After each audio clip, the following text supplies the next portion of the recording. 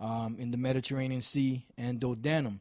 You know, like when you look up some of these names, Tubal and Meshech and Gomer, you know, and Togarmah, those are some of the allies of Russia that Russia's going to help, you know, fight. And some of these are located in the land of Turkey today, you know, because the original people of Turkey, like I said, were dark skinned, and then the so-called white men came up in there and took over, you know, over process of time, you know. So right now, all of these lands are inhabited by Turks. You know, they're inhabited by Turks. They're inhabited by other Edomite families, you know. And now, to show you how deep this thing is, some of those so-called white-looking people are Israelites, you know, because Israel was scattered throughout all those lands.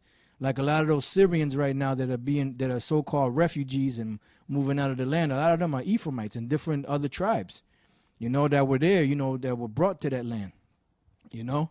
So that's how deep this thing is, you know. It's a confusion of faces, you know. So all people on the planet Earth are moved around, moved out of their land.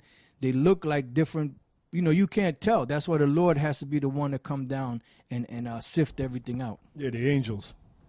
Like the parable Yahushua taught, he said the angels they will come down and sever the wicked from the just. That's right. Okay, back in Genesis 10 and 5, it says, by these were the isles of the Gentiles divided in their lands, every one after his tongue and their family and their nations. Right? So they took over all those isles. That's talking about just dealing with Japheth alone, the Polynesian, so-called Polynesian people today, which are predominantly in the South Pacific islands, down in Australia, you know, and in those regions. Excuse me. And that word Japheth, the Hebrew word there is yapah, which means beautiful. And they are beautiful people. The people of the Pacific South Islands, they're beautiful people. So-called Hawaiians, you know, they're a very attractive-looking people, you know. Verse 9, and the sons of Ham, Cush and Mizraim and Put and Canaan. And it's heavy because, you know, the Hamites, all of those Hamite families, they were all dark-skinned people. You know, those are the so-called Africans today.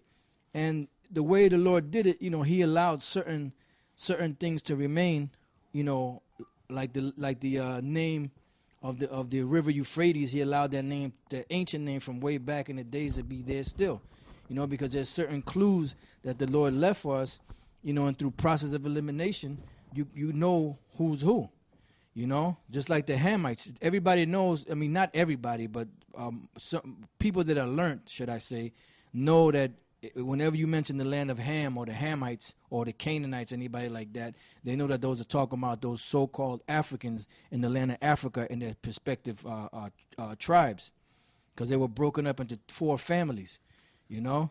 Now, in the Zondervan's Bible Dictionary, when you look up the name Ham, to show you further proof that these devils know the truth, and when you look up the name Ham, just bear with me here 1 second, it says Ham. It says perhaps hot. It says perhaps hot. You know, that's what they're saying. It means perhaps hot. You know, it means hot. You know, some people say it means black and all that. It don't mean black. It means hot. You know, not cold. It says the youngest son of Noah, born probably about 96 years before the flood, and one of 8 persons to live through the flood. He became the progenitor, or the father, you know, or the beginning line. It said he became the progenitor of the dark races, not the Negroes. You know, but it goes on to say, but the Egyptians, the Ethiopians, the Libyans, and Canaanites. So basically, this father here, Ham, he was the father of those dark Hamitic tribes today, them so-called dark African tribes. Notice it says not the Negroes, but the Egyptians. So right there, they're telling you the Egyptians, you got these simple-minded so-called Negroes, the house of consciousness, swear up and down the Egyptians. Yep. And then that, just in that definition alone, it's telling you that the Egyptians, that the so-called Negroes are not Egyptians. Yep. Yeah, because, see, these people are so ignorant that they think that just because people look similar or they have the same skin tone, same color, texture of skin that makes them the same people. But when you go back to the beginning, everybody was dark. Everybody had that brown melanin in their skin and that woolly hair. And through process of time, the Lord started changing that, you know. So just because somebody looks dark, don't mean that they're the same people. They're the same race. You know, it goes by your family line, by your father's line, his father's lineage. You know. So going back, so pretty much, you know, Ham is established. You know who the Hamites are today, the so-called dark skin, like the Sudanese, the South Africans, you know, and people of those regions of lands. And you have certain Hamites that are mixed in among West Africa and all that, but the majority of those people in West Africa are Israelites, you know, that were pushed down there after the Roman persecution of 70 A.D. They were pushed into Egypt, into the interiors of Africa. And they kept themselves separate. Yep.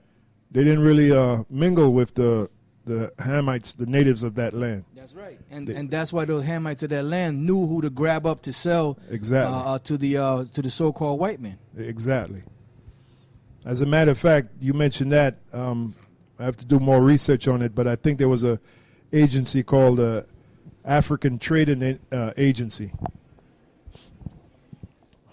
Yeah, it says here, I looked up the word Ham in the this Bible, Harper's Bible Dictionary, and it says it mentions Genesis 5:10, Noah's second son, between Shem and Japheth, and the father of Cush, Egypt, Put, and Canaan. Okay, so we're going to look up Cush, Egypt, Put, and Canaan.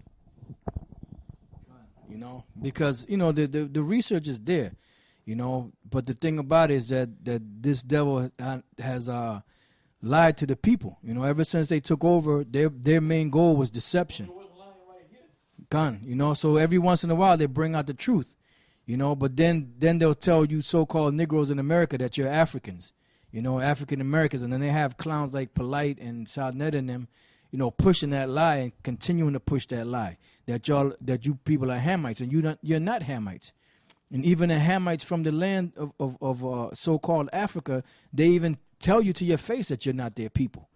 You know, they don't accept you. They don't come over here and vibe with you or hang out with you, because there's two separate people. Although you may look similar to them, that's not your people, you know. But here it is, your own brothers here, you fight and kill each other, you know. But the people that you want to cling on to, they don't give a damn about you, man. They don't accept you, you know. So it goes on to say, and the sons of Ham, Cush and Mizraim and Put and Canaan, and the sons of Cush, Seba and Havilah and Sabta and Ra'amah and Sablina, and the sons of Ra'amah, Sheba and Dedan. Now, when you look at these plots of land here, you'll notice that they're all throughout the so-called Arabian Peninsula, some of them, you know, but they all go back to Cush, and Cush today are the so-called Ethiopians, you know, and their empire was vast, you know, because remember the Babylonians, they were Cushites. You know, and they ruled up in Babylon, up there in Iraq, in that region up there. You know, so you had a lot of Hamites up in that area.